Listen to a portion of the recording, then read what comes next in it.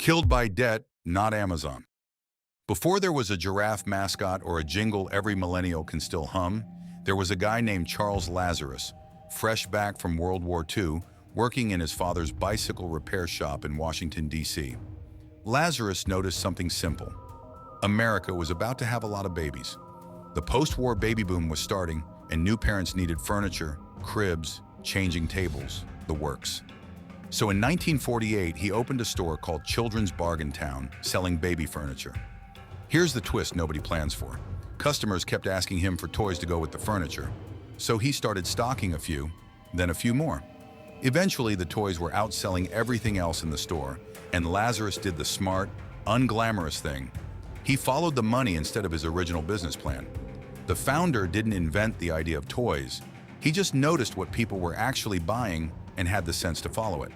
That's the whole origin story, really. No garage genius moment, no eureka. Just a guy paying attention. Charles Lazarus was not a toy guy. He was a retail systems guy, and that's what made him dangerous to everyone else in the business. He borrowed an idea from the grocery industry: self-service, huge selection, warehouse-style shelving, and prices low enough that you didn't need a salesperson talking you into anything. In 1957, he renamed the business Toys R Us, and by 1960, he'd hired an ad agency to invent a giraffe named Jeffrey. Lazarus was reportedly obsessive about inventory data decades before data-driven retail was a buzzword anyone used. He wanted to know exactly what sold, where, and when. At a time, most toy stores were basically guesswork and vibes. He's on record saying he never really thought of himself as selling toys. He thought of himself as selling volume, moving product in and out the door faster and cheaper than anyone else on the block. That mindset built an empire. It would also, decades later, help sink it, because a company built entirely around thin margins and massive scale has very little room to absorb a shock. And a shock was coming, just not the kind anyone expected. Through the 70s, 80s, and 90s, Toys R Us became what the industry started calling a category killer, a store so big and so cheap on one category that it wiped out the smaller specialty shops around it. Mom-and-pop toy stores across America simply could not compete on price or selection, and one by one they closed. Toys R Us went public in 1978, expanded internationally into dozens of countries, and became the default answer to "Where do we buy the birthday present?" At its peak, it had over 1,500 stores worldwide and was the toy retailer every kid in the 80s and 90s has a specific, vivid memory of. The towering shelves, the bike aisle, the sheer size of the place compared to a normal store. This was the company at its healthiest, profitable, dominant, seemingly untouchable, the kind of business school case study you'd use to teach how to win at retail. Nobody watching this empire in, say, 1995 would have guessed how it actually ends. If you'd told them it would take a spreadsheet, not a competitor, to bring it down, they'd have laughed you out of the room. In 2005, three investment firms, KKR, Bain Capital, and the real estate company Vornado, bought Toys R Us in a deal worth about $6.6 billion. This was a leveraged buyout, meaning they used borrowed money to buy the company, and then, this is the part that matters, loaded most of that debt directly onto Toys R Us itself, not onto the firms that did the buying. Think of it like someone taking out a massive mortgage to buy your house, then legally making you responsible for paying it back while they keep the house. The company that used to sell action figures was now, overnight, carrying roughly $5 billion in debt it didn't have a year earlier. Debt that had nothing to do with how many toys it actually sold that Christmas. This wasn't a scandal in the sense of anyone getting arrested.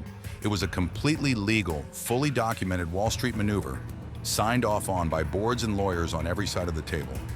It just happened to be the kind of decision that looks fine on a spreadsheet in a conference room and catastrophic in a real store 15 years later. Here's what that debt actually meant day to day. Toys R Us was paying somewhere around $400 to $500 million a year just in interest payments. Before it sold a single toy, before it paid a single employee, before it fixed a single leaking roof. Money that should have gone into renovating stores, building a real e-commerce operation, or competing with Walmart and Target on price went straight to bondholders instead. Around the same period, Toys R Us had also struck a widely reported exclusive online partnership with Amazon back in 2000, essentially outsourcing its own website to the very company that would later become its biggest threat. A deal that ended in a lawsuit in 2004, when Amazon started letting other toy sellers onto the platform too, undercutting the exclusivity Toys R Us thought it was paying for. So while Amazon spent the 2000s and 2010s building warehouses and one-day shipping, Toys R Us was spending that same decade servicing debt from a buyout most of its shoppers never even heard about. Two companies, same years, two completely different priorities. One building the future, one paying for its past. By the mid-2010s, you could feel it if you walked into a Toys R Us. Aisles a little emptier, carpets a little more tired, light bulbs out that nobody replaced. Not because people stopped wanting toys, kids never stopped wanting toys, but because there was no money left to reinvest after the interest payments were made. Employees and former executives have publicly described a company stuck maintaining aging big box stores it couldn't afford to update, while Amazon offered infinite selection from your couch, and Walmart matched prices with far deeper pockets and no billion-dollar buyout debt weighing it down. The debt didn't just cost money, it cost the company its ability to adapt at exactly the moment adapting mattered most. A retailer that once out-innovated the entire industry was now the slowest, most cash-strapped player in the room, watching the ground shift under a business model it had invented itself decades earlier. Toys R Us filed for Chapter 11 in September 2017.